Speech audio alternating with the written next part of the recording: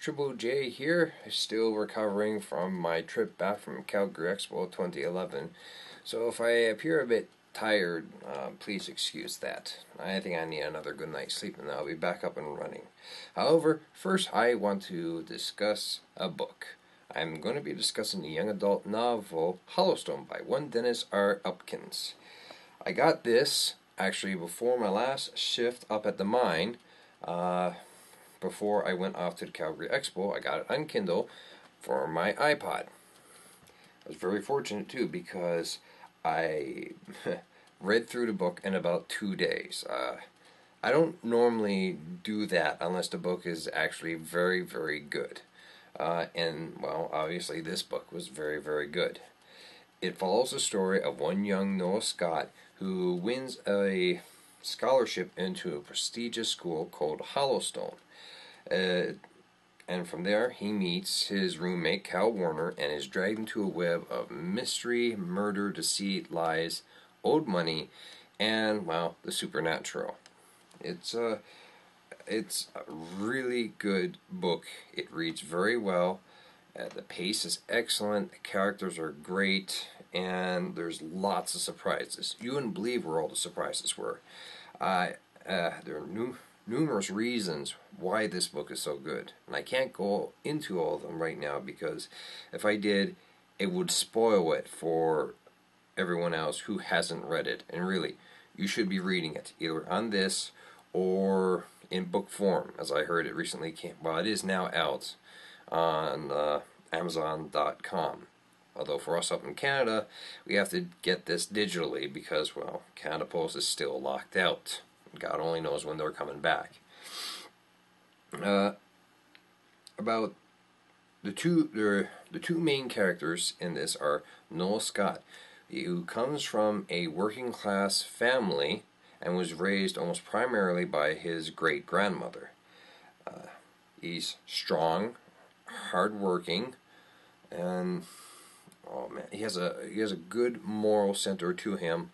Plenty of confidence. And he honestly does not back down from anyone giving him grief or trouble. In fact, he readily defends himself time and time again against his far richer classmates in Hollowstone. And it was actually really good to see because, it's just nice to see a character, a leading protagonist, have such confidence. I guess I'm coming off of everything that they're doing to Spider-Man still, where they're just making him this pathetic lump, you know. So it really was quite refreshing. It's also really good because Noah is a character of color, a person of color, and, well, again, we don't get to see that very often, which makes this book important. Now, his roommate Cal Warner, white, very, very rich, but with tons of confidence, and he loves to undercut authority.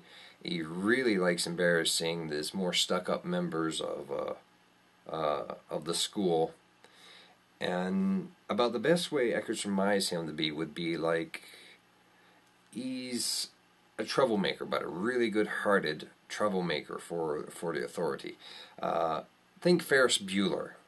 Maybe a little bit of Captain Jack Harkness. Like maybe if Captain Jack Harkness was younger. And he and Noah make a really good pair of friends in this book. And it's this friendship that sees them both from beginning to end of the story. Because, well, obviously, this isn't based in the South, and, well, where Noah Scott is black, he actually has to deal with racism. And this is actually the other part that makes this book quite good.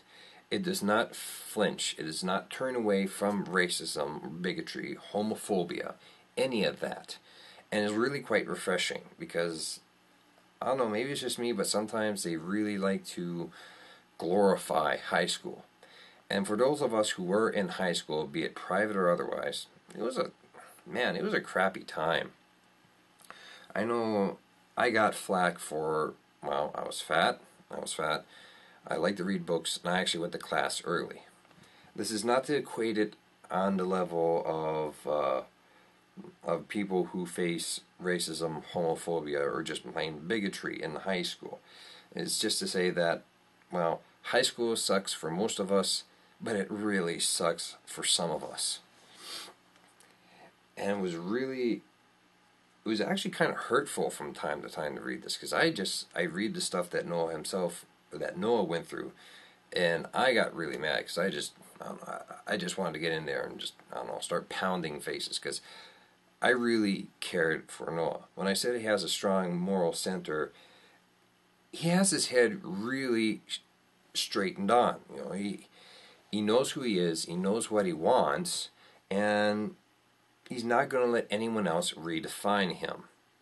I mean, there are parts in the story where, you know, like when he first gets there, they ask him, you know, oh, gee, you get that scholarship on a basketball scholarship? You know, or, you know, just really stupid stereotype stuff. He just brushes it off, you know, because he is his own man.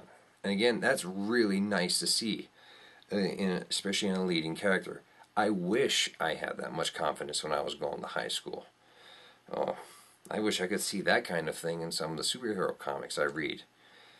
Again, it might just be me, but sometimes it feels as though everyone has, you know, confidence problems. Not everyone has to have confidence problems to be a relatable character.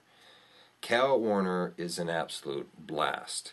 He has morals too, but he makes a very good counterpart to Noah, and it's just wonderful to see these two interact. I want to tell you more about it, but again, I don't want to spoil it because you're going to laugh a lot at it. And that's the other part of this book which makes it good. Not only are you heavily invested emotionally in the characters, but there's also a good chunk of humor in this. The humor is really well placed. It helps to ease the tension in some parts. It made me laugh out loud. That doesn't happen often. And of course, there are also side characters which also make me laugh out loud, including the crockety old music teacher, Mr. Nolan. Trust me, you're gonna love him. There's some of the stuff he says, it's insane. Good Lord, I'm sorry. I'm just laughing just thinking about it. Oh wow, it's it's really good. Oh man, but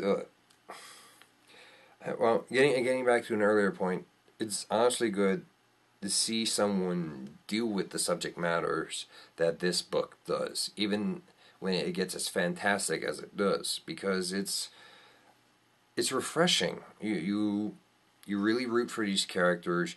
You want them to, you know, they get through everything and to come out the other end without being twisted or perverted by what they went through. It's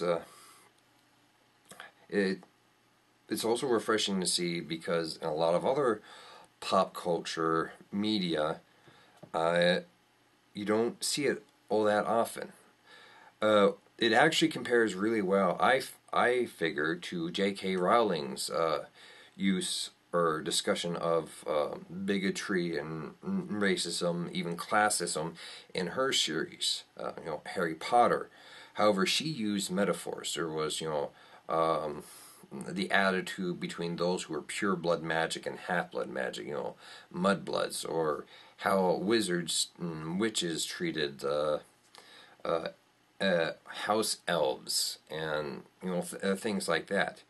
Dennis, he just gives it to you straight up. It just, boom, right in your face. And again, that's refreshing. It's honest, and it's greatly appreciated.